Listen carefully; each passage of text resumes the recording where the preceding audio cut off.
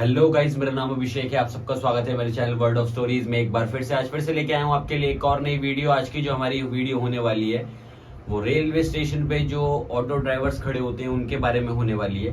तो बिना time waste करे वीडियो को लाइक कर दीजिए। वीडियो को लाइक करने के बाद चैनल को सब्सक्राइब कर दीजिए, बेल आइकन जरूर दबा दीजिए, अपने भाई को इंस्टाग्राम पे फॉलो कर दीजिए।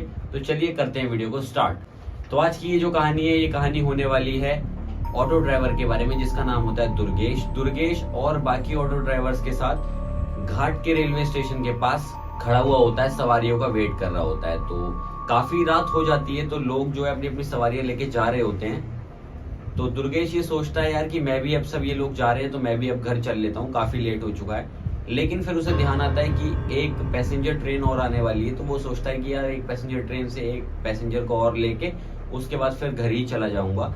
तो वो वहां वेट करता है, उसके साथ और 3-4 ऑटो ड्राइवर्स भी वेट करने लगते हैं। थोड़ी ही देर में पैसेंजर ट्रेन जो है वो आ जाती है और जैसे ही पैसेंजर ट्रेन आती है ना, उसके अंदर से एक बहुत खूबसूरत सी सुंदर सी लड़की उतरती है और वो उतर के सीधा दुर्गेश के पास ही आती है और दुर्गेश से पूछती है कि भैया मुझे रामपुर जाना है। तो दुर्गेश कहता है कि रामपुर तो चल लेंगे मैडम, लेकिन किराया ज्यादा लगेगा, 700 रुपए लगेंगे बिकॉज रात हो रही है, और अगर आप सुबह जाएंगी तो मैं 200 रुपए में ही छोड़ दूंगा।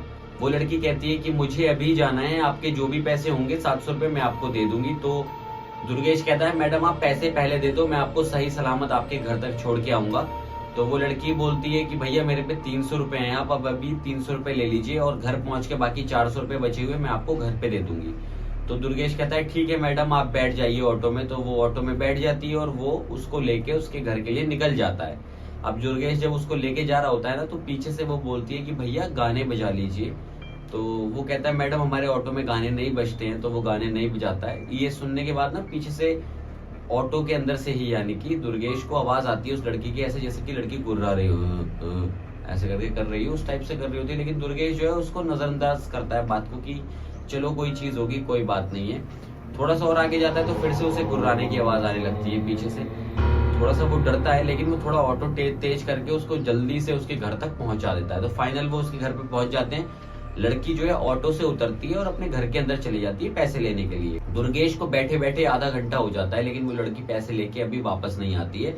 दुर्गेश सोचता है कि वो घर के अंदर चला जाए, लेकिन वो घर के अंदर जाना उचित नहीं समझता। तो वो बाहर से ही बेल बजाता है और आवाज मारता है मैडम ओ मैडम।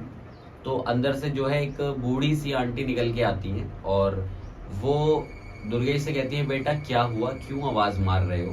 तो दुर्गेश कहता है कि माताजी मैं एक अभी मैडम को यहाँ छोड़ के गया हूँ, उनको मेरे किराए के बचे हुए 400 रुपए देने थे। वो पैसे लेने अंदर आई, लेकिन वो अभी तक पैसे लेके बाहर ही नहीं आई। मैं बहुत देर से बाहर खड़ा हुआ हूँ। तो वो जो आंटी होती है बूढ़ी, वो उन्हें देख के थोड़ा सा आश्चर्य होकर बोलती है मैडम यहाँ कौन मैडम आएंगी, यहाँ तो मैं और मेरे पति के अलावा और कोई रहता ही नहीं है। हाँ एक लड़की थी मेरी, वो रहती थी, अब वो 5 साल से यहाँ नहीं रह रही है।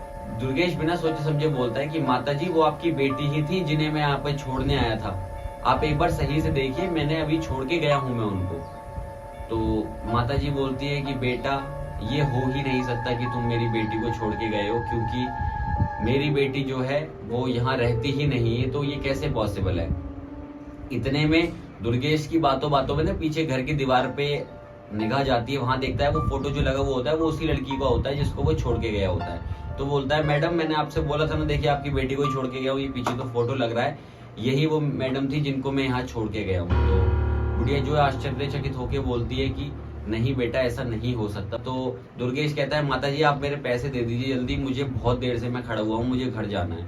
तो माताजी कहती है बेटा ऐसा हो नहीं सकता, क्योंकि मेरी ये जो बेटी है ये 5 साल पहले ट्रेन के नीचे आके मर चुकी है। अब जैसे ही दुर्गेश ये बात सुनता है उसकी हालत खराब हो जाती है, उसे इतना डर लगता है, वो तुरंत वहां से भागता है। भाग के जैसे ही ऑटो के पास पहुंचता है ना, तो देखता है कि ऑटो के अंदर 400 रुपए उसकी सीट पे रखे हुए होते हैं। वो उन पैसों को उठाता है, आगे भगवान के पास रखता है और मंत्रों का जाप करते करते वो सीधा अपने घर के लिए निकल जाता है। रास्ते में जाते जाते वो ये सोचता है कि यार आज तो एक पैसेंजर और पैसेंजर ट्रेन की वजह से मेरी जान जाते जाते बची है, अब कभी दोबारा से रात में किसी यात्री को लेने के लिए नहीं आऊंगा। अब जो ऑटो रिक्शा चलाऊंगा वो मैं सुबह या दिन में ही चलाऊंगा, रात को आराम से सोया करूंगा। यही फिर दुर्गेश ने करना शुरू कर दिया। वो रात को ऑटो नहीं चलाता था और दिन में ही ऑटो चलाता था, रात में आराम से सोता था। तो यही एक कहानी थी दुर्गेश के बारे में, जो उसके किसी जान पहचान वाले ने मेरे पास शेयर की है मेल पे। अगर आप भी अपनी कहानी शेयर करना चाहते हैं तो मेरी मेल पे मुझे शेयर कर सकते हैं, या मेरे इंस्टाग्राम पे दोनों हैंडल्स दिए हुए हैं, सारे लिंक डिस्क्रिप्शन में, वहां जाके मुझे भेज सकते हैं। वीडियो अच्छी लगी हो तो वीडियो को लाइक करें, चैनल को सब्सक्राइब करें, बेल आइकन जरूर दबाएं, अपने भाई को इंस्टाग्राम पे फॉलो कर लें। मैं मिलूंगा इससे नेक्स्ट वीडियो में, तब तक के लिए हंसते रहें, खुश रहें, मस्त रहें और अपने भाई की वीडियो देखते रहें। Bye bye.